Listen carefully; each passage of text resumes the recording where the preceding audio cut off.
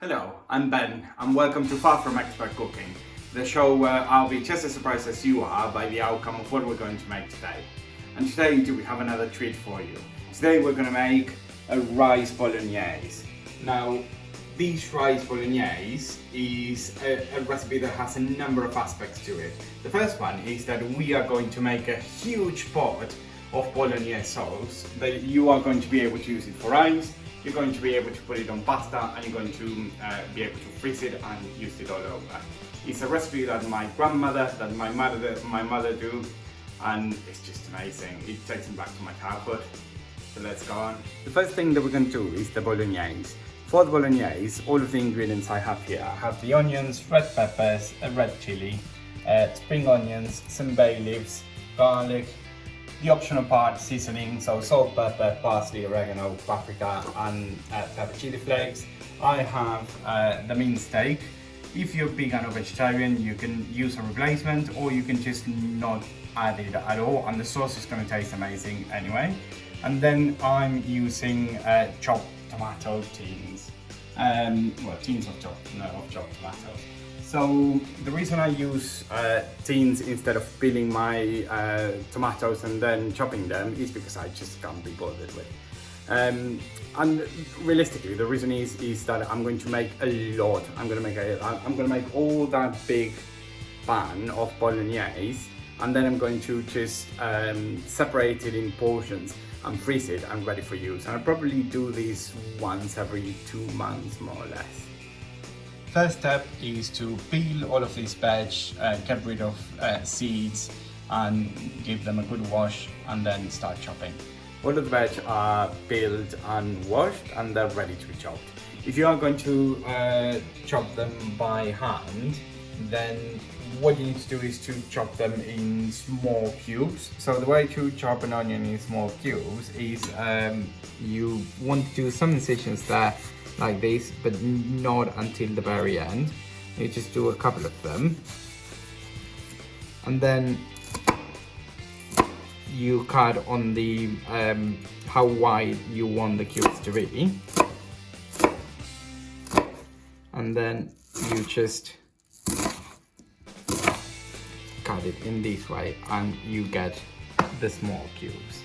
So because I have a lot of veg, I'm going to use a chopper. What you want more or less is to get this type of size of the onion. You don't want to make it a puree, you just want this size so they can be properly cooked and absorb a little bit of the oil.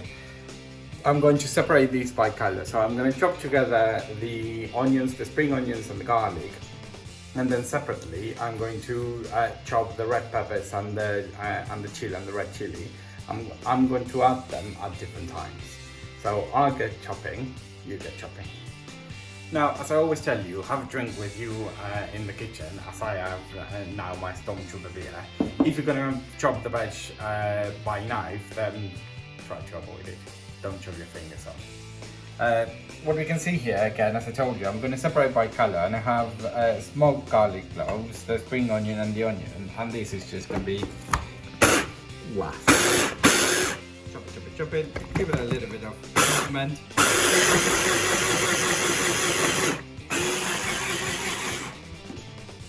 There you go. Ready for the next? Now, instead of talking quantities, I'm going to talk about proportions here because I'm going to make a big batch. So basically, the proportions that I like to manage for this is I like to have the same weight of meat as I have of white, so onion, spring onion and garlic. So I have a kilo of mince and a kilo of the mix of onion, spring onions and garlic, and then half of that in red. So half of that is the red pepper and the green pepper. You could add a green pepper as well. You can mix and do red and green pepper as well. I don't have any green pepper, so I'm using red. What we're going to do is we're going to start just with the onion and we're going to start cooking the onion. Now I have here the pan that is with some oil. If you don't want to use oil and want to have a little bit of a lighter meal, you can add just the onion and add salt to it.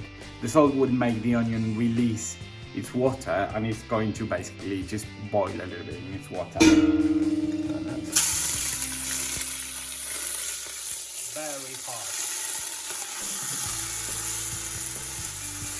Now the onions have been there for a couple of minutes. I'm going to add the reds into it and mix.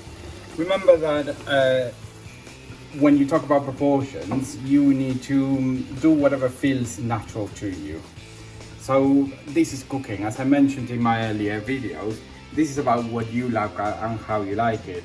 This is simple enough to it. It's not like coding software, but at the end of the day, coding software is not going to keep your family and friends happy. This I can guarantee you it will. Now we want to cook this until the onion is more or less translucent and it's going to be ready for us to add the meat. That's been cooked enough, it's already translucent. So now it's time to add the meat into it. With adding the meat, all you want to make sure is that you want to mix it in order that you don't have lumps of meat there. So you want to really mix it and make sure that you don't have any lump. And now is the first and the major bonus of this. What I'm going to do, I just mix the meat. All I'm going to do is just take a bit of it and separate it here. You can see that it's still raw, but why I do this is because this here is the base mix for your cottage pie, for your Argentinian empanadas, for any type of pasty, any type of pie that you want to make. So these you can season yourself to taste. You can actually freeze it if you want, and then just use it to fill something else. I always do this, and I always get a little bit extra from the Bolognese, just in terms of a good cottage pie. I've just finished mixing the meat now, so you don't need to wait until it cooks a lot, and you can start adding the tomatoes. Now, how much tomato to add, that depends on you, on how thick or how more liquid you like it. If you like it more like a chili, for example, don't add a lot. If you like it more saucy, like I like it, then add a little bit more, mix it, and then just continue adding until you get to the point that you are comfortable with.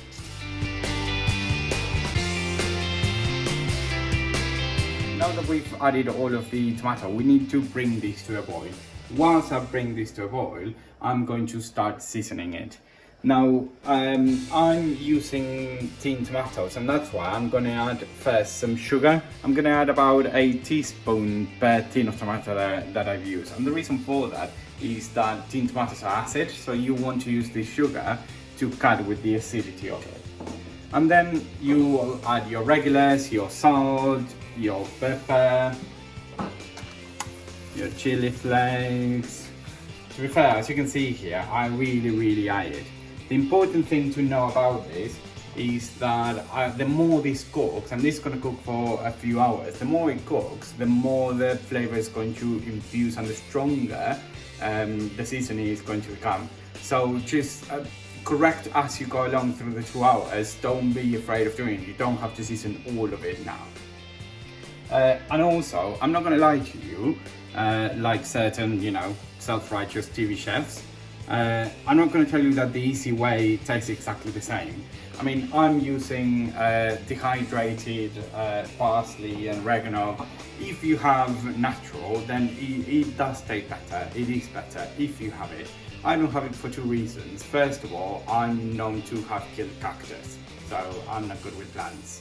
And also, as we're still in quarantine whilst we're filming this, I just don't want to go unnecessarily to the supermarket, so I'm just using what I have in my cupboard.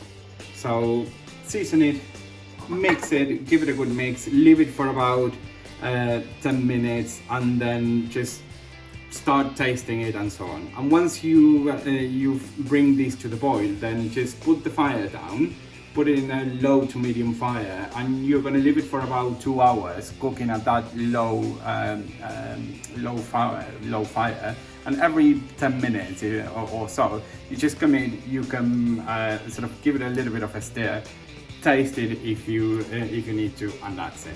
Now, you haven't seen me, but I've added the bay leaves. I also added, because I just happened to find in my fridge that I had some tomato paste, so I added a couple of tablespoons of tomato paste. This has reached boiling point, so as you can see, I've taken this huge pot into just the smaller fire that I can have in my kitchen, but it'll still be boiling. So every about 10 minutes I've been coming around and I've been sort of stirring it and I've been tasting it and I've been sort of correcting the spice. What I'm going to do is going to taste it, but I'm going to taste it just like I used to do when I was a child, which is with a little bit of bread. Why use a spoon or you can use some bread? Get a nice crusty bread. You know what the thing is when my grandmother used to make bolognese, or when my mum used to make bolognese and we were little, we always tried to find a way to sneak into it and just dip a little bit of bread into the bolognese before the meal. And this is basically how you taste it. You just dip a little bit of bread and then correct. And remember, you don't have to get it right at once, you can correct as much as you need.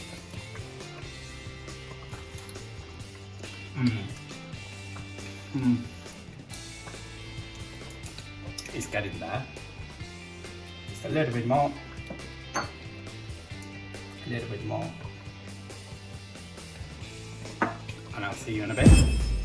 Now, this has already been sitting here after 2 hours. Look at that. Look at how amazing this looks. So I've turned off the fire and I've left it a little bit to rest. I'm trying to get it to go to room temperature so I can put it in the plastic containers and then put it in the freezer. So what I'm going to do is I'm going to start putting it in the containers. And basically I just freeze them, and you don't need to defrost it when you're going to use it. You just need to wedge it out of the plastic container into a pan, add a little bit of water and put it at a low heat and it'll defrost by itself. Here enough in the pan for our dinner today with the rice, and look at how much we have there to put in the freezer. That is a good 5 other meals that we can do with bolognese. So now it's time to cook the rice. What I do different with this is that I have the bolognese here and I'm going to cook the rice in here directly. You can use whichever rice you have. I just happen to have some basmati rice in my cupboard, so I'm going to use a good cup of basmati rice and I'm going to put it in about 2.5 or 3 cups of the bolognese. Basically, this is on demand really. You're going to see that the rice is going to start absorbing the bolognese. So if you see that it becomes a little bit dry, then all you can do is just add hot water to it and there's no problem at all. You just leave this for about 20 minutes and it'll be great. It's tasting time. Now these rice bolognese, you can put some cheese on it. For whatever reason that I cannot explain, it actually goes really well with some lemon juice. I don't have fresh lemon, so well, it is what it is, so some lemon juice there. And let's dig in.